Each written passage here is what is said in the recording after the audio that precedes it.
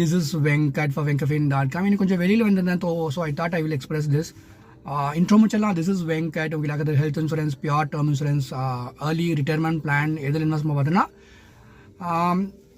வீட்டுக்கு போன பிறகு என்னோட டிஸ்கிரிப்ஷனில் லிங்க் போடுறேன். அதில் போய் பாருங்கள். உங்களுக்கு அதில் வேல்யூ இருக்குன்னு தெரிஞ்சிங்கன்னா மாத்திரம் எனக்கு மெசேஜ் பண்ணுங்கள், கன்சல்டிங் பண்ணுங்கள். ஓகே, ஹேவிங் செட் தட், இந்த 35,000க்கு கீழே ஏர்ன் பண்ணுறாங்க பார்த்தீங்களா, இவங்கள பற்றி சொசைட்டியில் யாருமே யோசிக்கிறதே கிடையாது, including the government of India. ஏன் சொல்கிறேன்னா, இந்த இன்சூரன்ஸ் ஒரு பாடி ஒருத்தவங்க ரெக்கமெண்ட் பண்ணியிருக்கிறாங்க ரீசெண்டாக 5% ரெடியூஸ் பண்ணுங்க, ஹெல்த் இன்சூரன்ஸ் ஜிஎஸ்டியை 5%க்கு கொண்டு வாங்க, இப்போ 18% இருக்குது அப்படின்னு சொல்லிட்டு. I'll be honest with you, ஒரு கவர்மெண்ட் இந்த ஜிஎஸ்டி கம்மி பண்ணால் போதும். பெருசாக ஒன்றும் ஐஆர்டியில் புதுசாக அதோ பண்ணுறாங்க, நாங்கள் பெனட்ரேஷன் இன்க்ரீஸ் பண்ணுறோம், அதெல்லாம் ஓகே தான், ரொம்ப சந்தோஷம். நீங்கள் ஜிஎஸ்டியை கம்மி பண்ணுங்கள், அதுவே நிறைய பேரை வாழ வச்சிரும். உதாரணம் சொல்கிறேன், இன்றைக்கி ஒரு ஆனுவல் இன்கம் 11 to 12 lakh இருக்கிறவர்கிட்ட நான் கன்சல்டிங் பண்ணேன்.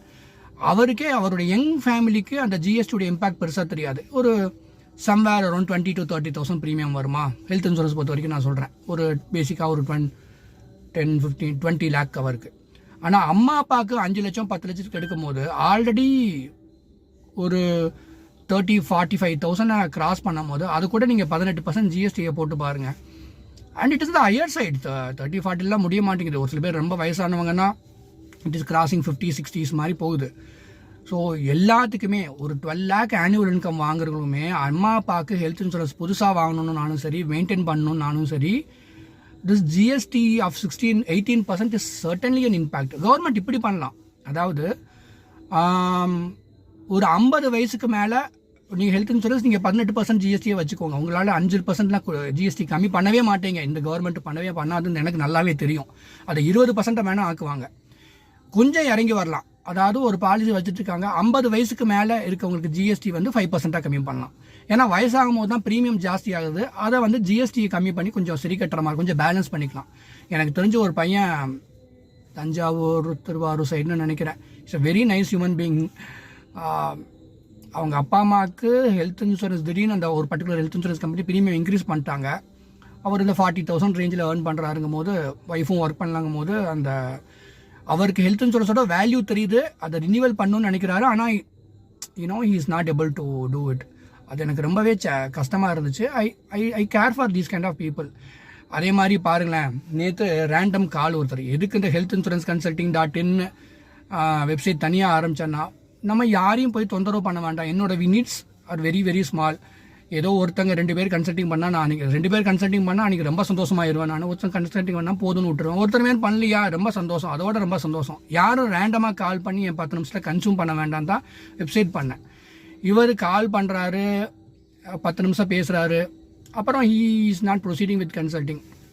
எதுக்காக அதை சொல்கிறேன்னா, ஒரு ஐ கேர் ஃபார் எவ்ரி ஒன். ஆனால் ஒரு ஃப்ரீலான்சருக்கு ஒவ்வொரு நிமிஷமும் ஒவ்வொரு 5 நிமிஷமும் முக்கியங்கிறது நிறைய பேர் புரிஞ்சிக்க மாட்டேங்கிறாங்க. 50,000 ரூபாய்க்கு கீழே சம்பாதிக்கிற பணக்காரன்ட்ட நிறைய பேர்கிட்ட பேசியிருக்கிறேன். ஆனால் 1 lakh, 3 lakh, 5 lakh monthly earn பண்ணுற ஏழைகள்கிட்ட நிறைய பேர்கிட்ட பேசியிருக்கிறேன். இவங்களுக்குலாம் ஒரு சில பேர் சொல்கிறேன், நான் நாட் ஆல், எனக்கு எல்லா இன்கம் ஸ்டேட்டஸில் இருக்கவங்களும் என்கிட்ட பேசுவாங்க. பட் அதான் மனசு தான். உங்களுக்கு கன்சல்டிங் ஃபீ கொடுக்க மனசு இல்லைன்னா கால் பண்ணாமல் இருந்துக்கலாம். ஏன்னா இந்த மாதிரி வீடியோ எதுக்கு பண்ணுறேன்னா, it comes from my heart. ஒரு ஹெல்த் இன்சூரன்ஸுக்கு 1 லட்ச ரூபா மாதம் சம்பாதிக்கிறனால அப்பா அம்மாவுக்கு ஹெல்த் இன்சூரன்ஸ் வாங்கி மெயின்டைன் பண்ணுறது அவ்வளோ பெரிய கஷ்டமாக இருக்குது. இன்றைக்கி அந்த 18% ஜிஎஸ்டியை கவர்மெண்ட் கண்டிப்பாக சீனியர் சிட்டிசன்ஸ்க்காக கம்மி பண்ணலாம். 50 வயசுக்கு மேலே இருக்கவங்களுக்காவது 18% ஜிஎஸ்டி வேண்டாம், 5% ஜிஎஸ்டின்னு கம்மி பண்ணலாம். இதெல்லாம் பேசி சந்தோஷப்பட்டுக்கலாம். ஒரு கண்டென்ட் அவ்வளோதான், என் மனசில் இருக்கிறத சொல்கிறேன். இது எல்லாம் நடக்க போகிறதே கிடையாது. 5% ஜிஎஸ்டி ஹெல்த் இன்சூரன்ஸுக்குன்னு வரணும்னா இந்த கவர்மெண்ட் பண்ண மாட்டாங்க. பண்ணால் இட் இஸ் மிராக்கிள் தான் என்னை பொறுத்த வரைக்கும்.